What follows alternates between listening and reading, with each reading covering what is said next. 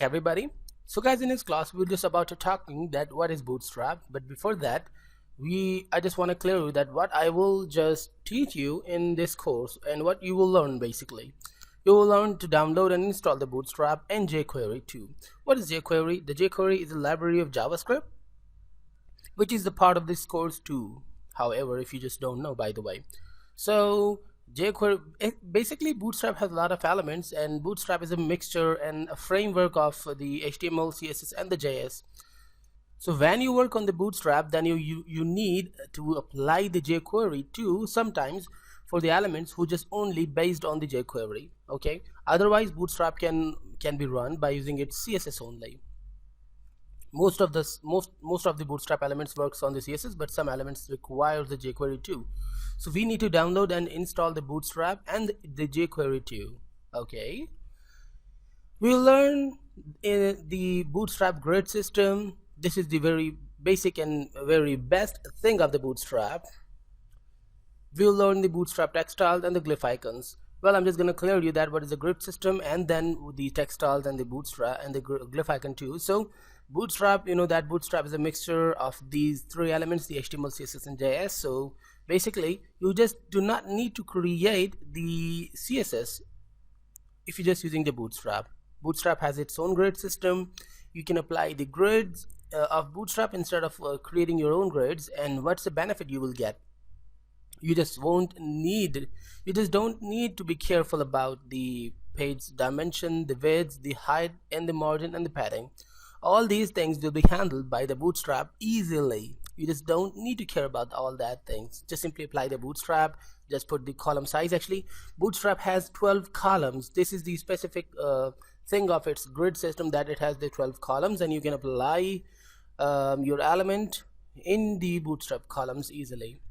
And now the textiles and the glyph icons, exactly as I said that Bootstrap is the CSS, has its own CSS and the JS. So basically it has its own text styles, so you just don't need to use your default CSS anymore. Sometimes we need the CSS, the default CSS. We need to create the CSS if you just want to customize the the Bootstrap, or you just want to add something which is not a part of the Bootstrap. Otherwise you can apply the Bootstrap elements easily. Now the glyph icons, basically the glyph icon is the iconic font which is a part of the Bootstrap. You can get the glyph icons separately, but you have to buy that. But if you just download the Bootstrap, which is free, so they're giving the glyph icon for free too. And plus I'll just guide you to learn and work on the font Awesome too. This is another iconic font. Basically the glyph icon, by using the glyph icon and the font Awesome, we can apply a lot of shapes, the images and basically the icons to our web page easily by just calling their classes instead of copying the images, pasting the images, setting up the images etc and making the images responsive. We just can simply call their names, call their classes, and they will be there. And why I just teach you the font Awesome too? Because font Awesome has a lot of fonts, and glyph icons has a limited edition in its free package. If you just want the unlimited edition of glyph icons, so you have to buy that still. However, you just download the Bootstrap and you just get the glyph icon by the Bootstrap, but you have to buy the complete package. So guys, Bootstrap has its own navigation and header, means you just don't need to create the header or the navigation anymore. You just can apply the Bootstrap navigation and header. Exactly, basically you have a complete created website in the Bootstrap. You just need to call and apply its feature in your web page, and all this will be yours. Bootstrap form elements. Bootstrap has a lot of form elements. Basically it has no new element, but basically the styling of the form. This is what I just want to say. It has the styling of the form elements. You can apply just a simple class, the form group and the form control and in the control label, and then you will see that whole of your form doesn't need to get any other CSS because it will be applied the beautiful CSS already, the Bootstrap CSS. The Bootstrap has modals and the panels. What is a panel? A panel is a separate frame in the HTML we can create by using the CSS, the Bootstrap, and Bootstrap, exactly, the Bootstrap is using the CSS. So you will see when we work on it. After that, And the modals is basically the part of the JavaScript. If you just want to work on the modal, then you must know the JavaScript. But now if you just know the Bootstrap, then you just don't need to know JavaScript, because the Bootstrap knows JavaScript. Yeah, that is a cool thing in a Bootstrap.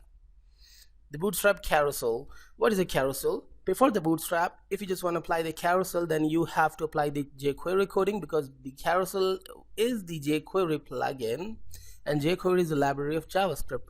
By the way, if you just want to work on the carousel, you have to work on the jQuery. You have to download the jQuery, you have to download the carousel plugin, you have to attach the plugin, then you have to do some other settings. But for now, in the Bootstrap, you just need to apply the classes of the carousel, and the Bootstrap will handle the jQuery itself. The jQuery tooltip and a popover using the jQuery and the Bootstrap method. There are some tooltips and the popovers which are just totally the part of the jQuery, but now you can apply on Bootstrap by using some. You have to just call these elements in jQuery by adding a single line code for the tooltip and single line jQuery code for the popover. I'll just guide you to apply and work on a jQuery 2 for this, but it's still in the Bootstrap method. And many other different elements and classes of the Bootstrap you will learn in this course, throughout the course.